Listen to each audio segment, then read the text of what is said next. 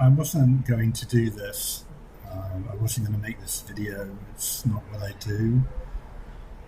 I make videos where I play computer games, usually on easy mode. I make videos where I stream my VR headsets.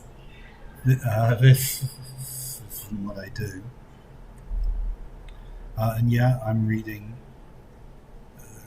this, or I'm roughly paraphrasing what I've written down, because I don't really have the self-confidence or self-discipline to just rattle off what's in my noggin. I ramble at the best of times.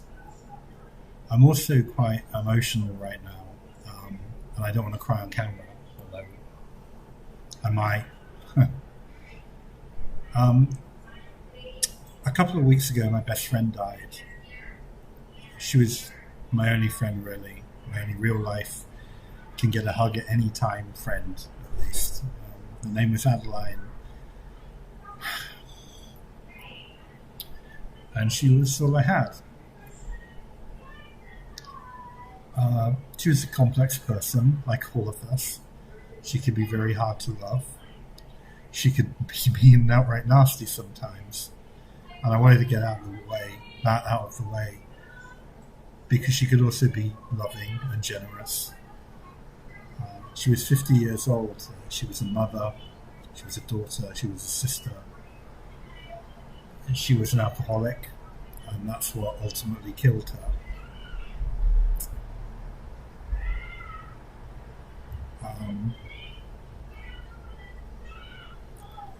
I met her about 7 or 8 years ago at the very first group therapy session that I ever attended. I thought she was pretty. I liked the way she dressed. She was quiet, but she was charming. I was attending group therapy because I suffer from clinical depression. That's another story, though, and maybe one day I'll make a video about that if I don't get like horrifying replies to this one, typical YouTube abusive comments.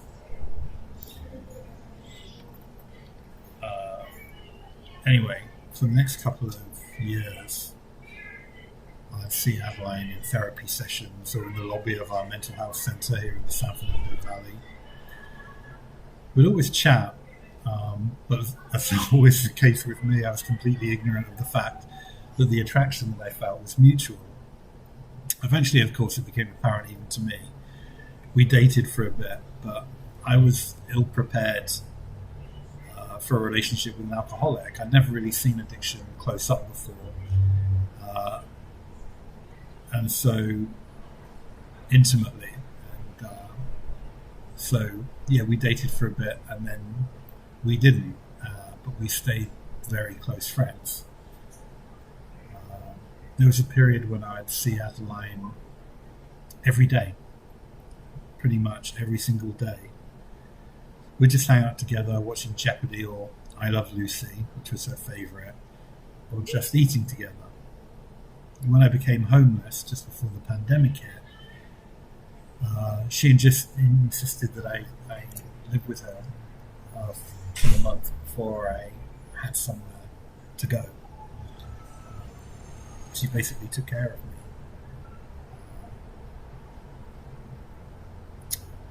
Well, she continued to drink over this time, of course. And if I had the time and the inclination, I could relate to you some really fucking crazy stories involving Adeline and her behaviour. And some of those stories are about as horrific as anything I've experienced in my adult life. And some of them are hilarious, and some of them are both, but being Adeline's bestie was never boring. The last time I saw Adeline was a week before she passed away. I hadn't seen her for a month because she'd done some pretty bad stuff to me. I told her that I didn't want her contacting me. She did, of course, late night drunken phone calls, early morning drunken phone calls, basically drunken phone calls at all hours. Sometimes I'd block her, and I'd miss getting drunk phone calls from her because I rarely receive calls from anyone else, sober or not, apart from my mental health caseworker. So I'd unblock her. So a week before her death, I got a call from Adeline begging me to come over. She was unable to pay her rent as her health had deteriorated so badly that she could no longer walk.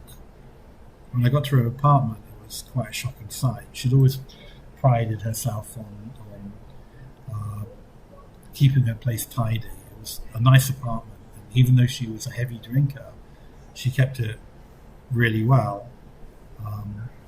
But I went over there and all of her furniture had gone. She'd got rid of it all. She'd got there's people who hang outside Home Depot to come and take all of her furniture away. She didn't even have a bed. She was sleeping on the floor. So her place was a wreck. It was strewn with like empty pizza boxes and empty bottles of Taka vodka. If you don't know, Taka vodka is the absolute cheapest vodka imaginable, and it's quite popular with alcoholics who are working on a budget. Adeline was using one of the pizza boxes as a kind of scoot in order to push herself around her apartment because she couldn't stand up. She was wearing adult diapers. The apartment smelled how you'd imagine. It was so overwhelming that I cried. It's not really difficult to make me cry, but seeing my friend in such a state, and I remember that when she saw how upset I was because of how her health had deteriorated so much, she said to me, "I know you love me," and I did, and I do, and we didn't leave on the best of terms, which was quite common. I remember slamming the door and saying, "Don't call me again." We fought over something stupid. I can't even remember what it was. And that was the last I saw her. And but I'm not going to think about that. I'm going to think about the fact that she told me that she knew that I loved her. So, and you might be wondering where her family were in all of this. She has a brother and a sister and a mother. There's plenty I could say about her siblings and her mother, but I just get angry and upset, and I'm angry and upset enough. So I won't say anything at all. Anyway, I paid the rent for her. She ordered some food. I stayed the night, sleeping on this hard wooden floor with a pile of Adeline's dirty clothes as a pillow. Like I said, the next day we had a fight over something. It was so petty. I don't even know what it was now. And then less than a week later, she was dead. I didn't hear from her for a few days, and I began to worry. Just because I told her not to contact me, I knew she would. It would be It was always some ridiculous posturing game. Don't call me. All right, I won't. And then I'd block her, and then she'd block me, and then somehow we'd get back in contact, and it was all very childish. We could both be very childish. She'd send me abusive messages calling me a fat faggot or something similar. Then she'd call and deny remembering any of the horrible things she'd said, either to my face or on the phone. And I believed her too, because in the last year or so, I think she developed what they call wet brain, where the alcohol consumption basically results in a form of brain damage, which manifests itself in memory loss. And she couldn't remember any of these things. Anyway, so not having internet where I live, I went to the Los Angeles Public Library downtown last Monday and decided to check her family's Facebook pages to see if there's any clue as to what had happened, because I hadn't heard from her, and she wasn't answering her phone. And to be honest, I feared she was hospitalized, or with any luck, I thought maybe she'd gone into rehab. She'd played with the idea of going into rehab so many times, and I'm not hearing from her. I thought maybe that's it. Maybe she's gone into rehab. But there it was. The father of her son, a man she didn't have a good word to say about, had posted on his Facebook page that she had died the day before. And I sat there in shock for a few seconds, and then immediately began packing my stuff up at the library, my laptop and everything. And I felt sick, and I felt confused, and I didn't really believe what I was reading. I thought I'd made a mistake, that I'd misread the post, but I hadn't. And the funny thing was, my immediate thought was, shit, I'm 90 minutes away from where I live by subway and bus. How the fuck am I going to keep it together long enough to get back?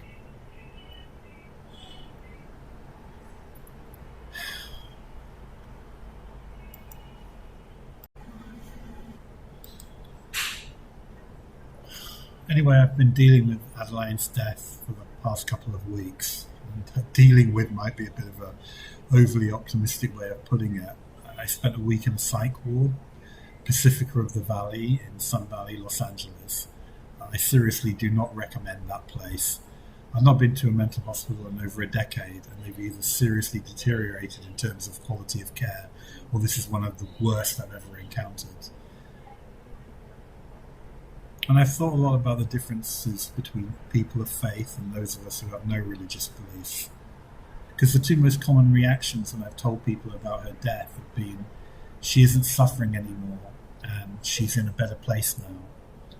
The first I kind of agree with. The last 6 months of her life were generally horrible for Adeline. Her physical and mental health was so bad, and she was in a lot of pain. It was like her body was shutting down, which I suppose it was. So yeah, she's not suffering anymore. On the other hand, she isn't laughing her ass off to Lucille Ball or shoplifting cosmetics from CVS, which, apart from vodka, were the two things I think she loved to do the most. She's in a better place, though. I don't think so. I don't believe in any kind of afterlife. Unless you count the particles decomposing and becoming part of the universe near infinite essence once more in afterlife, I suppose. We're never really gone. The matter that makes us up, We are a way for the universe to know itself, Carl Sagan said. And I don't want to start some hideous theological debate in the comments section. Not that I think many people are going to watch this video, and even less will make it this far. But atheists don't get the luxury of believing that they'll see their dead family and their friends and their pets and even their enemies ever again. For us, this is it. This is as good as it gets. It's a brief self-awareness in the cosmic scheme of things, but it's all we have. I don't think there's an eternal soul. I think once your brain stops functioning, you're gone. So perhaps there's a huge God-shaped hole in me right now. I don't know.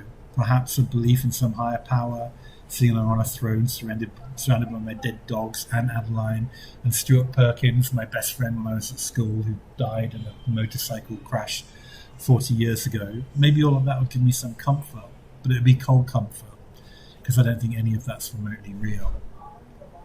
And anyway, I could no more force myself to believe in any of that than in the Easter Bunny or the existence of a compassionate Republican Party.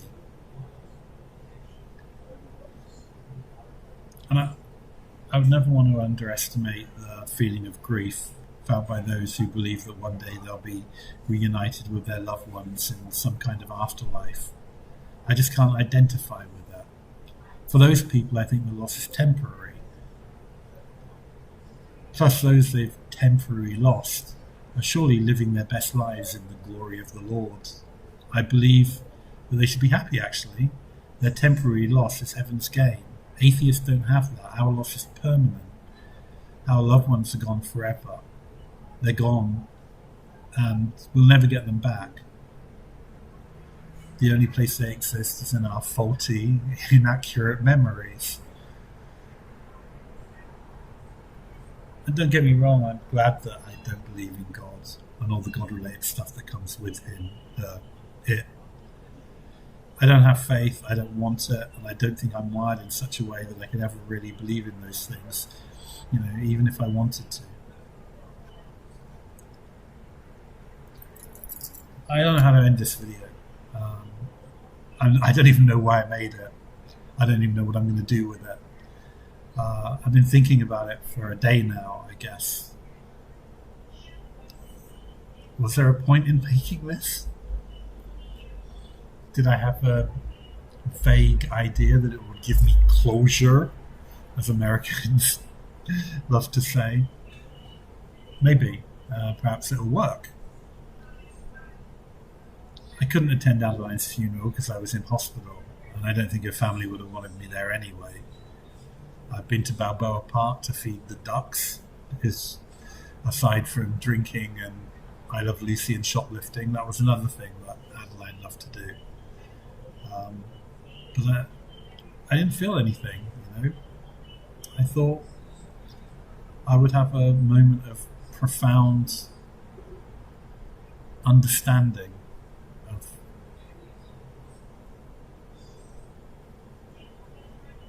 where my friend has gone, but I didn't.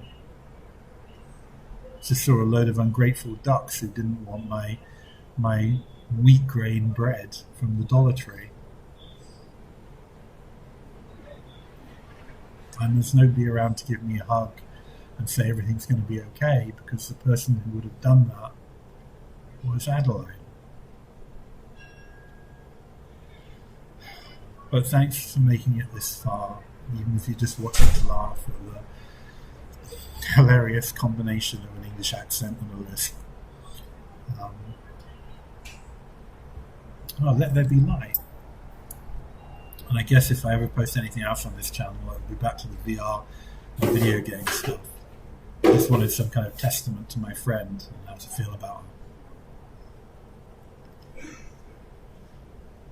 No privacy in this fucking place. Okay.